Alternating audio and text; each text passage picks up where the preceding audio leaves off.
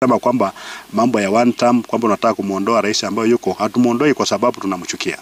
Tunamuondoa kwa sababu tunapenda Kenya zaidi kuliko vile tunavyompenda yeye. Na kwamba Kenya inastahili uongozi ambao ni mzuri, uongozi ambao watu wote katika taifa la Kenya watahisi kwamba wako ndani ya Kenya, na kwamba kila mtu hata mdogo namna gani pia kwa na share katika taifa la Kenya. Tuondoe mambo ya mapendeleo, tuondoe mambo ya chuki, wa Kenya wapendane.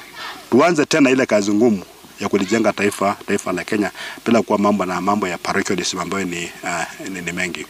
Kumwambia gavana wetu, wewe umeingia katika sehemu ya mlima, na sasa tunataka na wewe ukubali ukuje upande mlima ili watu wa mlima nao wasikie sauti yako. Tulisema si bora uongozi, tulisema tunataka uongozi bora, na hivyo ndio tunataka kuenda.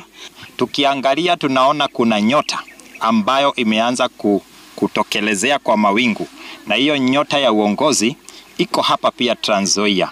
Tungetaka tunaposonga mbele Kenya hii tusiangalie mambo ya ukabila, tuangalie mambo ya uongozi bora.